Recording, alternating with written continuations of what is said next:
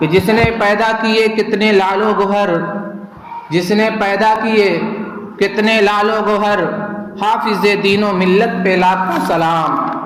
اور اونچے اونچے دیکھتے ہیں اپنی ٹوپی تھام کر، اونچے اونچے دیکھتے ہیں اپنی ٹوپی تھام کر، کس بلندی پر ستارہ حافظ ملت کا ہے، کس بلندی پر ستارہ حافظ ملت کا ہے۔ مبارک پور قدیم زمانے سے اپنی ایمانی حرارتوں اور اپنے دینی دلچسپیوں میں بہت مشہور ہے۔ یہاں کا اکثر جو مسلمان ہے وہ شروع سے ہی سنی اور حنفی رہے ہیں۔ علماء و مشائخ کا قدم ہمیشہ اس قصبہ کی رہنمائی کرتا رہا۔ اس قصبے کی مذہبی اور دینی آبیاری میں حضور اشرفی میاں کی چھچوی رحمت اللہ تعالی علیہ اور شاگرد اعلیٰ حضرت حضور صدر الشریعہ حضرت مفتی امجد علی مصنف بہار شریعت رحمت اللہ تعالی علیہ کی زبردست کوششیں رہی ہیں۔ اور جب مبارک پور سے الجامعۃ الاشرفیہ کے ذمہ دارانوں نے حضور صدر الشریعہ علیہ الرحمت رضوان کی بارگاہ میں پیغام بھیجا کہ مبارک پور کے لیے ایک اچھا عالم دین کی ضرورت ہے، ایک اچھے عالم دین کی ضرورت محسوس کی جا رہی ہے، تو حضور صدر الشریعہ علیہ الرحمت رضوان نے حضور حافظ ملت علیہ الرحمت رضوان کو 29 شوال 1352 ہجری مطابق 14 جنوری 1934 عیسوی کو مبارک پور بھیجا تاکہ مدرسہ اشرفیہ مصباح العلوم میں صدر مدرس کی حیثیت سے اس سرزمین پر دینی خدمات کو انجام دے دے۔ مصباح العلوم کی بنیاد اور اس کا عروج و ارتقاء کیا تھا، اس کے تعلق سے حضور بحر العلوم علیہ الرحمت رضوان نے ایک کتاب تصنیف کی ہے جسے مدرسہ اشرفیہ سے الجامعۃ الاشرفیہ کہا جاتا ہے۔ اس کے کچھ اقتباس سلسلہ وار میں آپ کے سامنے پیش کر رہا ہوں کہ 1326 ہجری کا زمانہ ہے، 1908 عیسوی ہے کہ مبارک پور کی سرزمین پر صرف مدرسہ مصباح العلوم کے نام سے ایک مدرسے کی بنیاد پڑی، اور یہ مدرسہ گولہ بازار کی مسجد میں قائم ہوا، پھر وہاں سے منتقل ہوتا ہوا پورا رانی اجہودہ دھوبی کے کرائے کے مکان میں منتقل ہوا، اور 1329 ہجری کا زمانہ ہے کہ دو بزرگ حضرت شاہ عبداللطیف صاحب ستنی رحمت اللہ تعالی علیہ اور دوسرے بزرگ حضرت مخدوم اشرف جہانگیر سمنانی رحمت اللہ تعالی علیہ، ان دونوں حضرات کے نام کا ایک ایک جز لے لیا گیا، اور اس ایک ایک جز کو لے کر کے مصباح العلوم پر 2 لفظ کا اضافہ کر دیا گیا، اور اسے مدرسہ لطیفیہ اشرفیہ مصباح العلوم کے نام سے موسوم کیا گیا، اور ان 2 لفظوں کا اضافہ کیا گیا۔ اور کچھ دنوں کے بعد پھر پورا رانی سے وہ منتقل ہوتا ہوا، یہ مدرسہ خانہ بدوش زندگی گزارتا ہے، اس مسجد سے اس دالان میں، اور اس دالان سے اس مدرسے میں، اور اس برآمدے سے اس مکان میں، اور اس مکان سے فلاں مکان میں منتقل ہوتا رہا۔ اور یہی حال اس میں علماء کرام کی آمد و رفت کا رہا کہ علماء آتے رہے اور علماء جاتے رہے، علماء آتے رہے اور علماء جاتے رہے۔ انتہائی کوشش کے باوجود بھی الجامعۃ الاشرفیہ کے ابتدائی زمانے کے جو مدرسین رہے ان کا کچھ بھی پتہ نہیں چلا کہ وہ مدرس کون تھے، کہاں کے رہنے والے تھے، انہوں نے کہاں سے تعلیم حاصل کی تھی، اور اس میں جو اس وقت تعلیم دی جا رہی تھی جب مدرسہ مصباح العلوم کو قائم کیا گیا تھا، مدرسہ لطیفیہ اشرفیہ مصباح العلوم کے نام سے موسوم کیا گیا، اس وقت مکتبی تعلیم دی جاتی تھی اور کچھ عربی کی کتابیں بھی پڑھائی جاتی تھی۔ اسی لیے حضور بحر العلوم علیہ الرحمت رضوان نے مدرسہ اشرفیہ سے الجامعۃ الاشرفیہ تک کا جو کتاب تصنیف کی ہے اس میں آپ نے لکھا ہے کہ مولوی رفیع الدین اور مولوی محمد عمر صاحب یہ 2 طالب علم وہاں سے فارغ ہوتے ہیں اور مبارک پور کی سرزمین پر انہیں مولوی کہا جانے لگتا ہے۔ اللہ اکبر مسلمانوں، 1908 عیسوی سے لے کر کے حافظ ملت علیہ الرحمت رضوان کی مبارک پور احمد سے پہلے تک کسی نہ کسی عالم کی سرکردگی میں یہ مدرسہ چلتا رہا، جس میں چند حسب ذیل یہ ہے حضرت مولانا محمد صدیق صاحب گھوسوی، مولانا عبدالحی صاحب، مولانا محمد یحییٰ صاحب، مولانا عبدالسلام صاحب، یہ صدر الشریعہ शरिया अलैहि रहमत रिजवान के भांजे हैं, मौलाना अब्दुल मन्नान साहब गयावी, मौलाना इकरामुल हक साहब सहारनपुरी, मौलवी अनीस अहमद, मुफ्ती आगरा, मौलाना अब्दुल हफीज साहब, मौलाना मोहम्मद अमीन साहब, मौलाना अब्दुल मन्नान साहब बनारसी, ये 10 वो असातिज़ा हैं जो अल जामिअतुल अशरफिया में दर्स व तदरीस के लिए आते रहे और जाते रहे। तिलका अशरतुन कामिलतुन। और हजरत मौलाना मोहम्मद सिद्दीक अलैहि रहमत रिजवान के बाद इस मदरसे ने गैर मामूली तरक्की की और न जाने किस वजह से नए नाम से लतीफिया का लफ्ज भी इलाहिदा कर दिया गया और अब सिर्फ मदरसा अशरफिया मिसबाहुल उलूम के नाम से जाना जाने लगा। 1341 हिजरी का जमाना है और 1341 हिजरी में रईस कस्बा जनाब अब्दुल वहाब साहब ने मोहल्ला पुरानी बस्ती में एक कच्चा मकान खरीदा। 2 मंजिला मकान था और उस मकान को मदरसा अशरफिया मिसबाहुल उलूम के लिए उन्होंने खास कर दिया, मुख्तस कर दिया। अब इस तरीके से एक भटकते हुए मुसाफिर को अपनी मंजिल मिल जाती है और जो मदरसा नकले मकानी करता रहा अब एक जगह पर आकर के वो ठहर जाता है। और 1343 हिजरी में मोहम्मद अमीन साहब गिरहस्त मदरसा और पूरे कस्बा के आप सुन्नियों के सदर मुकर्रर हो जाते हैं। इनके बारे में तो आप जानते हैं, बहुत अच्छी तरीके से बड़े बूढ़े लोग पहचानते हैं। कभी वक्त और कभी मौका आया तो इनके ताल्लुक से भी गुफ्तगू करने की कोशिश करूंगा, क्योंकि मुबारकपुर की सरजमीन पर सुन्नियों के लिए हजरत मोहम्मद अमीन साहब गिरहस्त की बड़ी खिदमत रही है। और 1346 हिजरी में मौलाना शमसुल हक साहब साकिन गजाड़नी, सैयद शमसुल हक साहब जिनका मज़ार मुबारक भी आज वहीं गजाड़ा की सरजमीन पर शाही मस्जिद के बगल में कब्रिस्तान में मौजूद है, आपका तकर्रुर मदरसा अशरफिया मिसबाहुल उलूम में होता है। और उस वक्त उनकी जो तनख्वाह थी वो 20 रुपया माहाना तनख्वाह पर आपको मुकर्रर किया गया था और आप सदरुल मुदर्रिसीन मुंतखब किए गए थे। और 1352 हिजरी में सदरुल शरिया अलैहि रहमत रिजवान ने हाफिज मिल्लत अलैहि रहमत रिजवान को बरेली शरीफ बुलाया और फरमाया कि मैं आपको मुबारकपुर भेज रहा हूं। और हुजूर सदरुल शरिया अलैहि रहमत रिजवान के हुक्म के मुताबिक मुबारकपुर 1352 हिजरी 1934 ईस्वी में हुजूर हाफिज मिल्लत अलैहि रहमत रिजवान तशरीफ लाते हैं।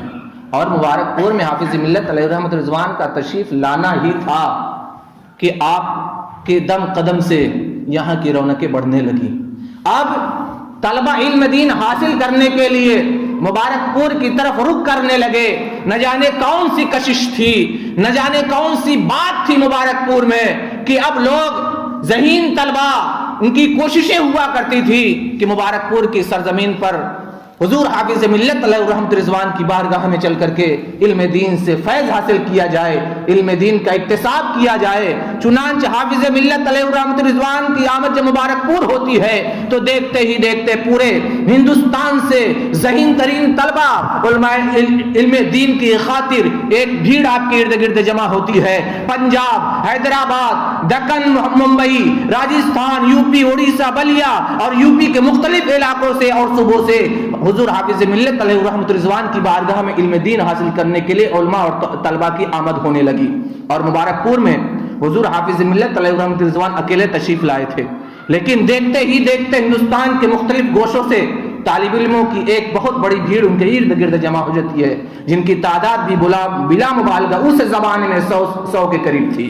और तलबा की खुराक का मसला बड़ा अहम मसला होता है। जब तालिब इल्म मदरसे में पढ़ने जाते हैं तो उन्हें खाना भी देना पड़ता है, रहने के लिए छत भी देनी पड़ती है, कमरा भी देना पड़ता है। हुजूर हाफिज मिल्लत अलैहि रहमत रिजवान की बारगाह में आने वाले तलबा की खुराक का जो मसला था अहले मुबारकपुर ने उसे उठाया।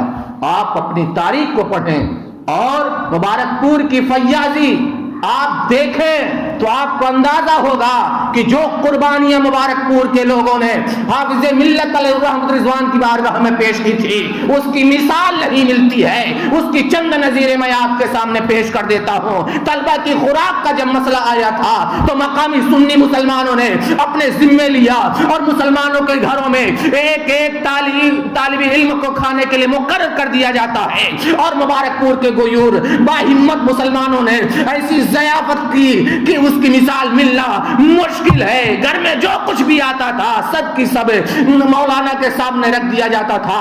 جو کھانا پکتا تھا کھانے والے طالب علم کے سامنے رکھ دیا جاتا تھا اور یہ کہا جاتا تھا کہ پہلے آپ کھائیے, اس کے بعد جو باقی بچے گا ہم پورے گھر والے کھائیں گے, ہم اسے کھائیں گے.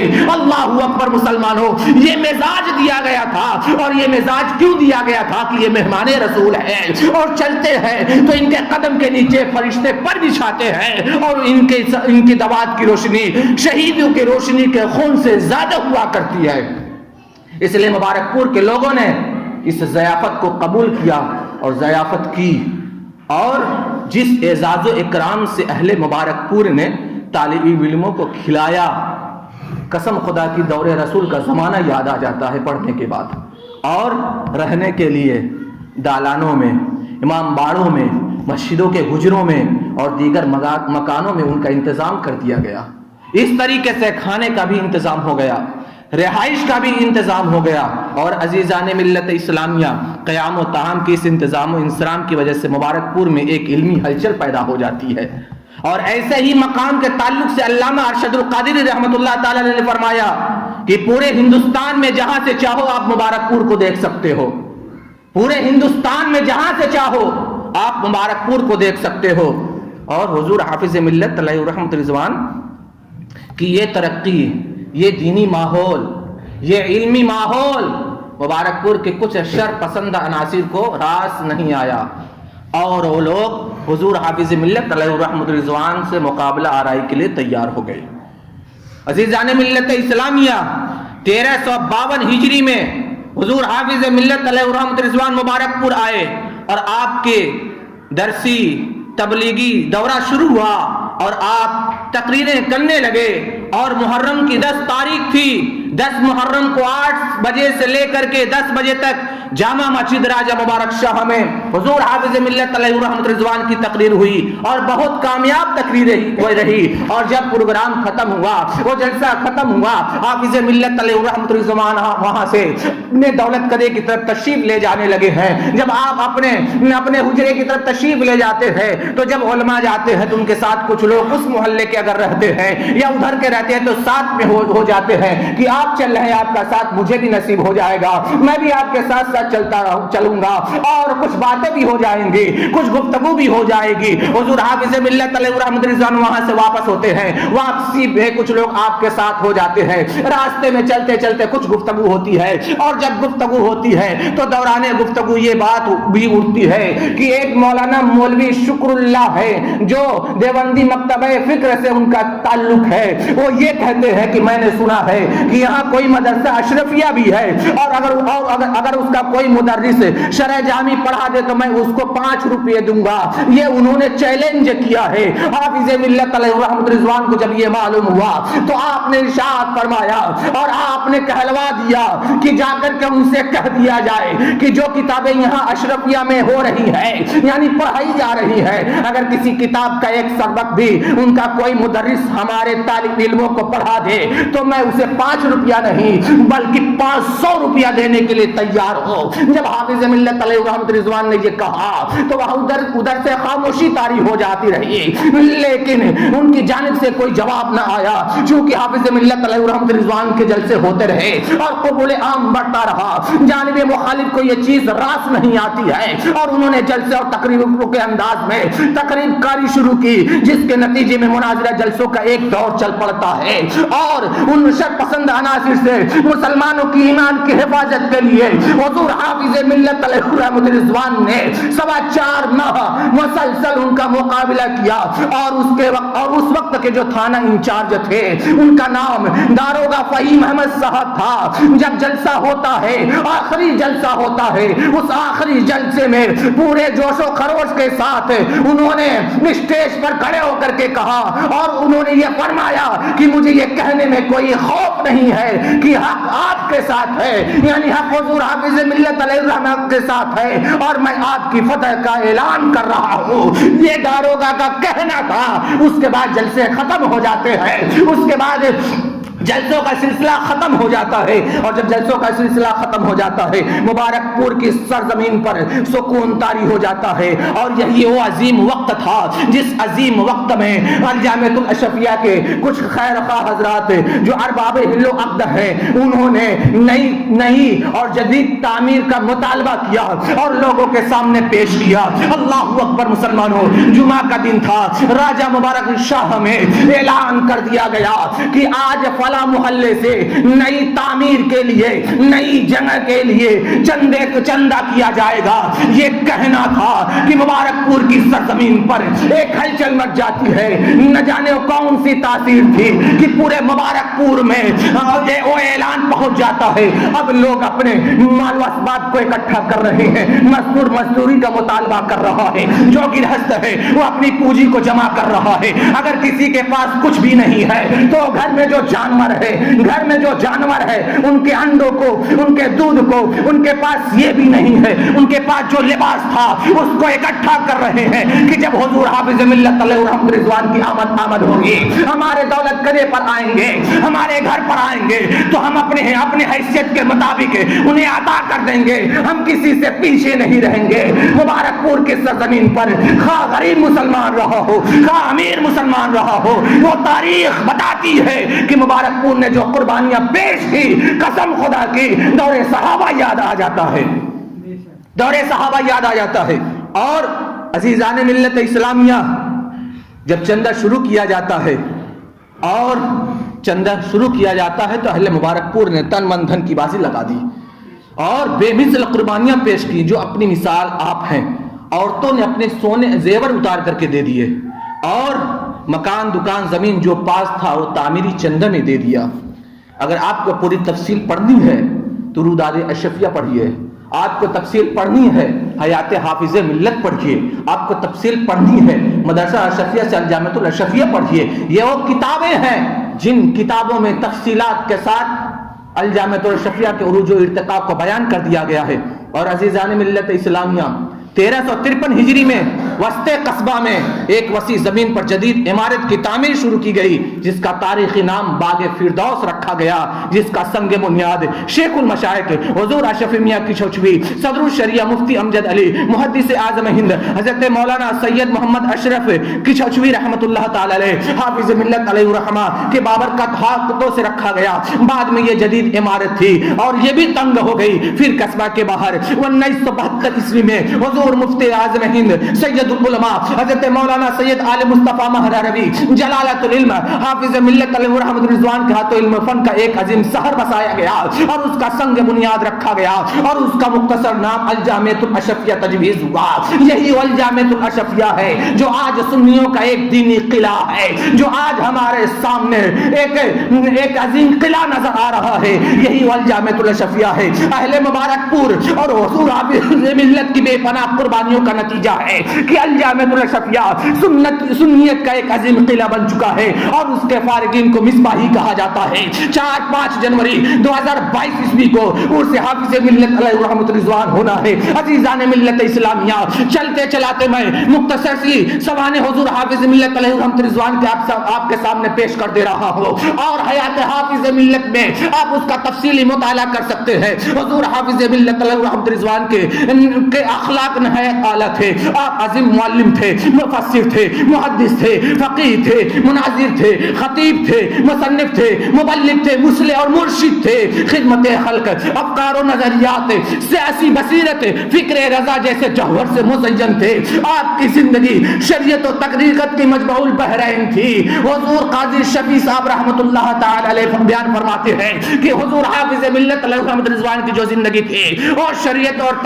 طریقت کی جامع تھی اور آپ کے جو شب و روز تھے یہ شب و روز سنت نبی صلی اللہ تعالی علیہ وسلم کے مطابق گزرا کرتے تھے۔ بات آ گئی ہے تو ایک واقعہ میں پیش کر دیتا ہوں۔ جاڑے کا دن ہے، لوگ پیروں میں موزے پہنا کرتے ہیں۔ حضور حافظ ملت علیہ الرحمۃ رضوان کو پیر میں زخم لگ گیا اور جب پیر میں زخم لگ گیا عزیزان ملت اسلامیہ تو اس کے لیے موزہ اتارنے کی ضرورت پڑی۔ اللہ اکبر مسلمانوں، حضور حافظ ملت علیہ الرحمۃ رضوان کے جس پیر میں زخم لگا تھا وہ جو پیر تھا وہ بایاں پیر تھا اور بائیں پیر میں جب زخم لگتا ہے آپ موزہ پہنتے ہیں، اور جب موزہ پہنتے ہیں اور پہننے کی باری آتی ہے تو آپ موزہ پہننے میں سب سے پہلے دائیں پیر سے موزہ پہنا جاتا ہے، اور جب اتارا جاتا ہے تو بائیں پیر سے اتارا جاتا ہے۔ حضور حافظ ملت علیہ الرحمۃ رضوان کو اس زخم پر مرہم لگانا تھا۔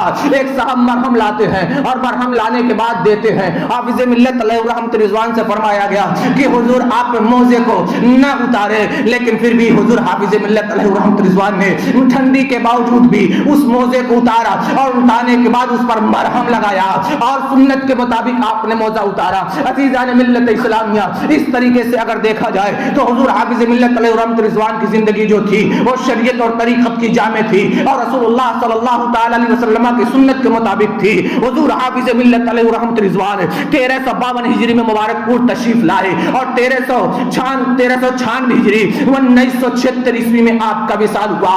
تقریباً 44 سال تک مبارک پور کی سرزمین پر رہے اور قوموں، دین و ملت کی خدمتیں کرتے رہے۔ اسی لیے کسی شاعر نے کہا ہے، جس نے پیدا کیے کتنے لال و گوہر، حافظ دین و ملت پہ لاکھوں سلام۔ اونچے اونچے دیکھتے ہیں اپنی ٹوپی تھام کر، اونچے اونچے دیکھتے ہیں اپنی ٹوپی تھام کر، کس بلندی پر ہے ستارہ حافظ ملت کا ہے، کس بلندی پر ستارہ حافظ ملت کا ہے۔ عزیزان ملت اسلامیہ، اسی حضور حافظ ملت علیہ الرحمۃ رضوان کی مقدس بارگاہ میں 4-5 جنوری کو خراج عقیدت پیش کیا جائے گا اور آپ کا عرس منایا جائے گا، اور اس عرس کے اہتمام میں آپ حصہ لیجئے اور اپنے اسلاف کی تاریخوں کو اور ان کے طریقوں کو زندہ کیجئے، اور علم سیکھیے اور علم کے ذریعے اپنے آپ کو مزین کیجئے۔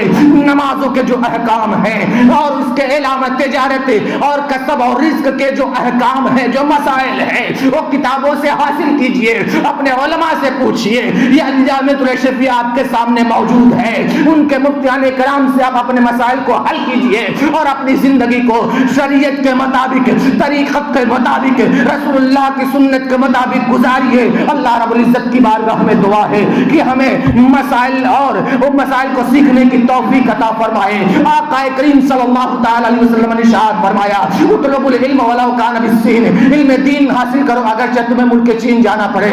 اللہ کے حبیب صلی اللہ تعالی علیہ وسلم نے ارشاد فرمایا، طلب العلم فریضۃ علی کل مسلم، علم دین کا حاصل کرنا ہر مسلمان مرد عورت پر فرض ہے، اور قرآن کہتا ہے قل هل يستوي الذين يعلمون والذين لا يعلمون، کیا عالم اور جاہل برابر ہو سکتے ہیں؟ ہرگز عالم اور جاہل برابر نہیں ہو سکتے۔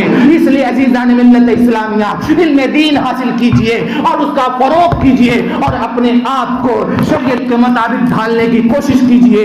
اللہ کی بارگاہ میں دعا ہے ہمیں کہنے سے زیادہ سمجھنے کی توفیق عطا فرمائے، کہنے سے زیادہ کرنے کی توفیق عطا فرمائے۔ استغفر اللہ، لا الہ الا اللہ، محمد رسول اللہ، وما علینا الا البلاغ۔ السلام علیکم۔ کہ جس نے پیدا کیے